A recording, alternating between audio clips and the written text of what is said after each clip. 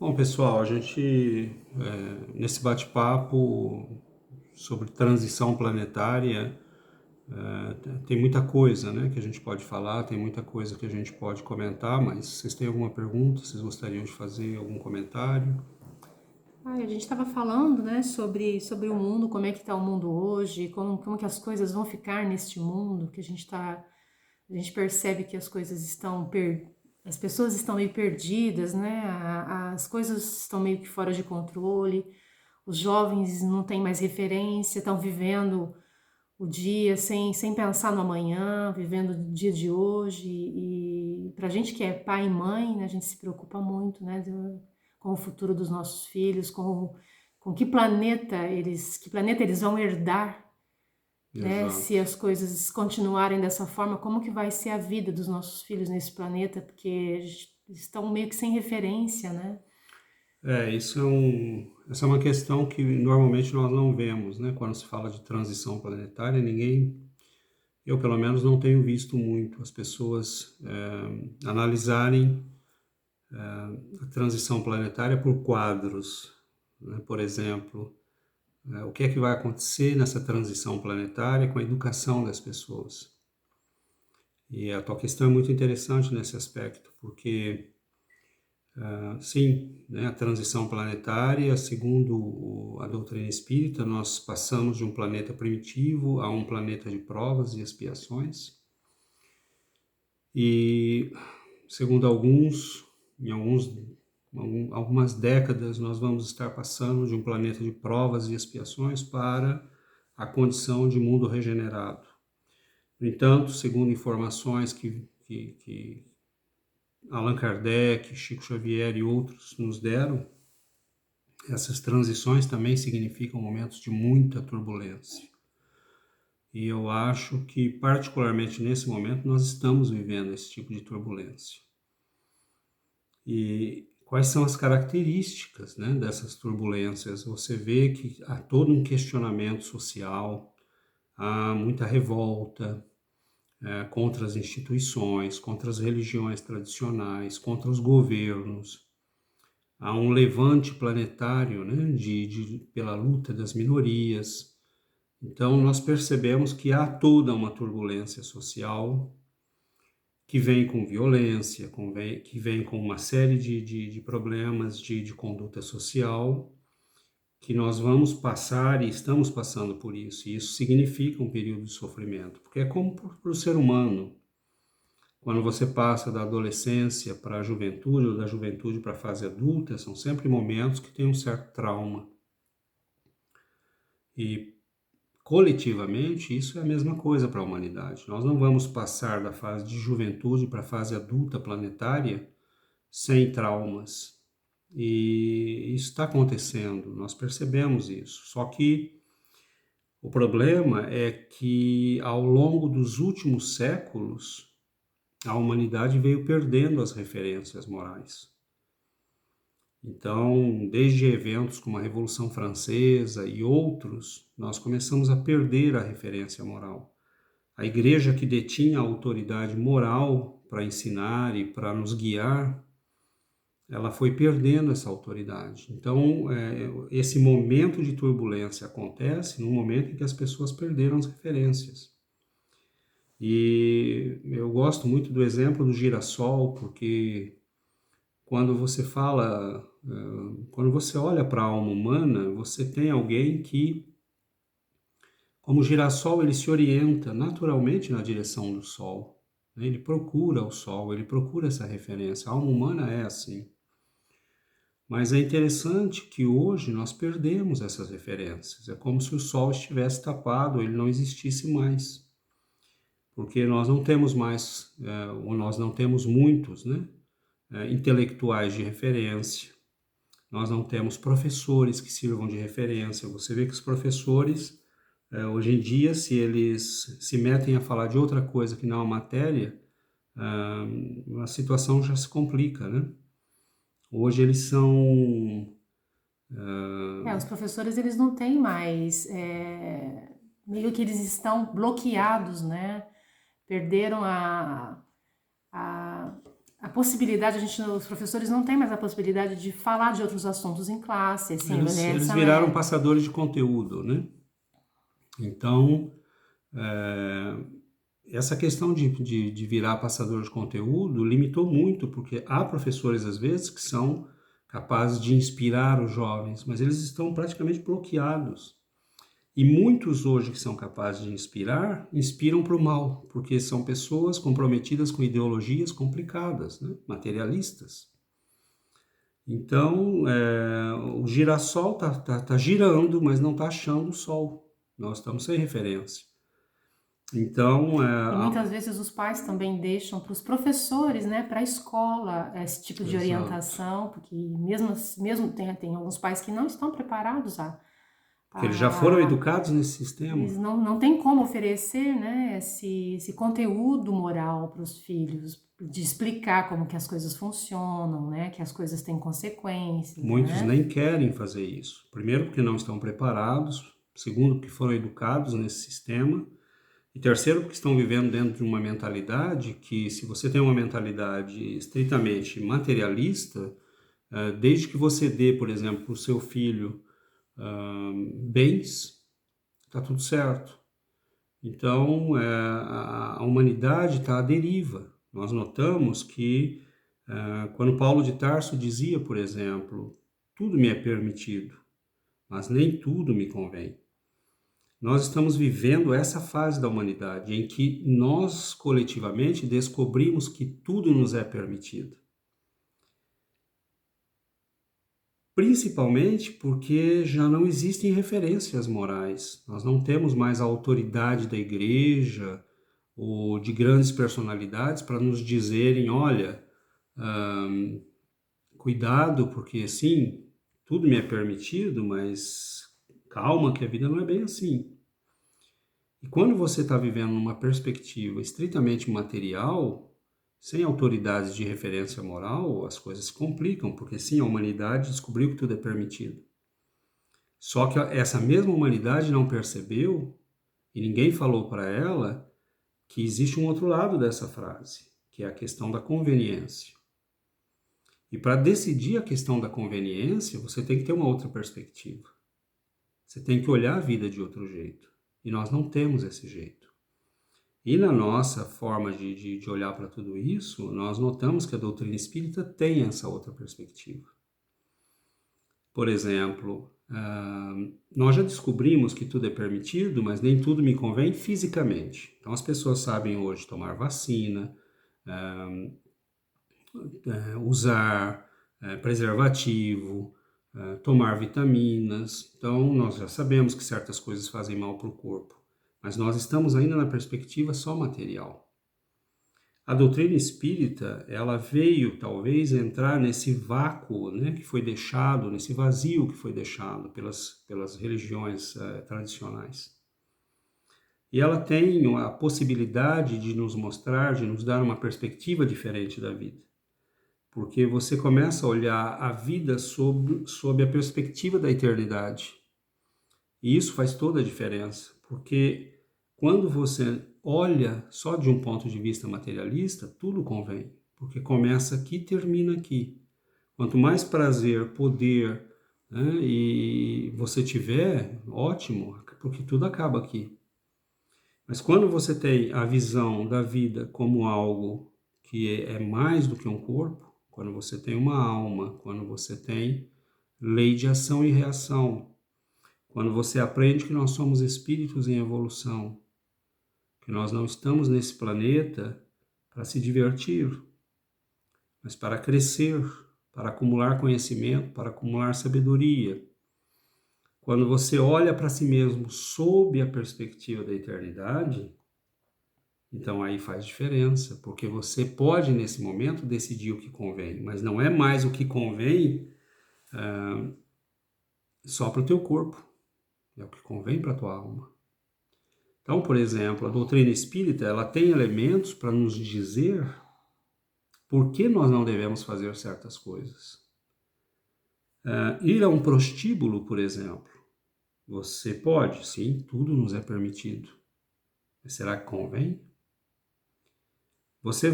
Nós sabemos, como dizia Paulo de Tarso, né, nós estamos cercados por uma nuvem de testemunhas. Ele estava se referindo aos espíritos, àqueles que não estão mais no corpo físico, mas que nos acompanham, nos seguem, nos veem, participam das nossas vidas. Então você vai a um prostíbulo, você vai a uma igreja, você vai a uma universidade. No momento em que você faz essas escolhas, você está escolhendo também as almas, os espíritos que se afinam com aquilo. Então nós notamos que as pessoas, se você se der conta disso, você começa a entender, irmão, peraí, então eu tenho que tomar cuidado com o que eu faço. Machucar os outros, ferir, roubar, a doutrina espírita vai nos mostrar que isso tem consequências que vão além dessa vida. Nós vamos ter que responder por isso. Deixar pessoas na miséria, como fazem certos políticos, porque eles não se dão conta que quando roubam, eles estão roubando aquilo que é de todo mundo e que isso vai ter consequências para a vida das pessoas. Jovens que não podem estudar, pessoas que estão passando dificuldades, mães de família que não podem tratar seus filhos, mandá-los para a escola, dar uma vida decente a eles. Elas são vítimas dessas pessoas. E eles vão ter que responder. Então, a perspectiva da doutrina é interessante porque, por exemplo, um católico vai te dizer, olha, se errou, vai no padre, se confessa e ele te libera. Isso é balela. A vida é ação e reação. Você tem que responder pelo que fez. Nenhum padre pode te liberar de coisa nenhuma. E tudo que você faz tem consequência. Tudo que você faz tem consequências. Então, quando você tem essa perspectiva da vida, e tem consequências para o teu corpo e tem consequências para a tua alma. Então, isso muda a tua perspectiva, porque você começa a colocar na equação uma coisa que ninguém está colocando, que é a alma. Então, a doutrina ela vai nos dando uma perspectiva de vida que nós vamos entendendo por que nós devemos fazer ou não fazer. E aí começa a questão do que convém e do que não convém, porque nós estamos colocando na equação o que convém ou não convém para a alma. E ela vem te dizer que você é o responsável por tudo que você faz, né? Exato. E que ninguém te libera de nada, porque você vai viver as consequências dos teus erros, você vai viver as consequências das tuas atitudes. Exatamente. E ninguém tem o poder de te liberar dessa culpa, né? Exatamente, porque nós temos que aprender que a nossa evolução é produto do nosso trabalho, das nossas ações, das nossas escolhas. E aprender é algo doloroso às vezes. Então Deus nos deixa livres, nós estamos vivendo uma fase de total liberdade na humanidade. Tanto que algumas pessoas dizem, sim, tudo me é permitido, eu posso fazer o que eu quiser, não tenho que dar satisfação para ninguém, eu posso ir onde eu quiser, dormir com quem eu quiser. Sim, isso é verdade. Só que quando você olha as coisas do ponto de vista da alma, como diz Emmanuel, né, no livro Estude Vida, com o olhar da eternidade, as coisas ficam diferentes. Porque a tua perspectiva muda, não é mais só o teu corpo que está em questão, é a tua alma. E nós espíritas sabemos que essa alma vai ter que responder por si mesma. Pelo que fez, pelas escolhas, pelos erros, pelos acertos. Então, se você olha um católico, por exemplo, por que as religiões tradicionais falharam? Primeiro, porque você pode errar quanto quiser, você vai lá, se confessa com o padre e está tudo liberado. Bom, a gente sabe que não é bem assim, né? Se você for realmente levar a sério a confissão, tem toda uma dinâmica que precisa ser feita, mas ela é ignorada hoje pela maioria, né, dos católicos. Eles não sabem mais o que é a confissão. E a outra questão é que você tem um olhar que não convence mais as pessoas, porque é dogmático. Você tem que acreditar em céu, inferno, em purgatório, porque alguém te falou para acreditar. Então é assim, você viveu, chegou no final de 70, 80 anos, a tua vida fecha, você deu o último suspiro, fecha a fatura. Você não pode mudar mais nada. O que foi feito de errado foi feito de errado, o que foi certo, fechou a fatura. Você vai ter que enfrentar Deus e o julgamento dele. A doutrina espírita mostra que não é isso. Você, quando dá o último suspiro, fechou sim a fatura de uma vida. Mas você tem inúmeras outras. E você tem a fase no plano espiritual na qual você responde por aquilo que você é. E se você passou uma vida enganando, roubando, usufruindo de prazeres, você vai se encontrar do outro lado com espíritos que estão no mesmo nível, que estão presos nas mesmas coisas. Então, a doutrina espírita, ela mostra que cada escolha que nós fazemos, que cada sacrifício, que cada movimento de aprendizado que nós fazemos vai transformando, vai diminuindo a densidade específica da nossa alma. Porque tem pessoas que não vão sair do chão, vão continuar vivendo aqui depois de terem perdido o corpo, como se não tivessem morrido. Porque são tão densos, né, estão tão corporificados, que vão continuar vivendo, se sentando na mesa das pessoas, indo ao prostíbulo junto com aquele que vai ao prostíbulo, bebendo junto com o sujeito que vai beber no bar, porque são almas que não se liberaram da matéria. Então, cada escolha que nós fazemos reflete isso. Nós estamos vivendo com essa multidão de testemunhas. E do outro lado, se você estiver leve, você sobe. E não é uma questão de ir para um céu. Você sobe no sentido de você ir, né, na direção daqueles que são leves também. Então, é bonita a doutrina espírita, porque ela nos mostra os porquês. Né? Então, com as ideias, por exemplo, de reencarnação, causa e efeito, com as ideias da imortalidade, com a sabedoria que existe no fato de que a gente sabe que está acompanhado o tempo todo, né, por essa multidão invisível.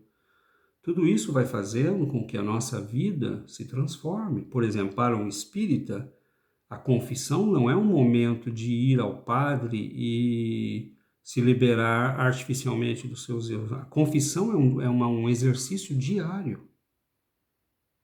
É diário, é todo dia você dizendo quem você é, se apresentando diante de Deus.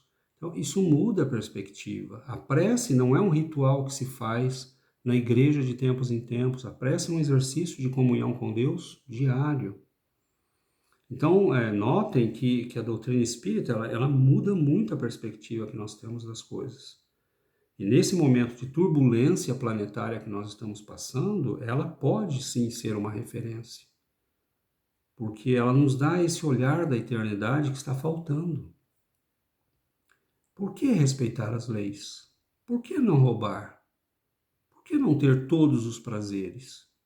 Mas se você olhar da perspectiva que nós temos hoje, completamente sem referências morais, tudo isso é permitido. Tudo é permitido. Mas quando você tem o olhar da eternidade, o olhar que você é uma alma, o olhar que você tem que responder por si mesmo, por seus atos e por aquilo que você fez, então isso muda a nossa perspectiva. Agora, é preciso que as pessoas conheçam isso.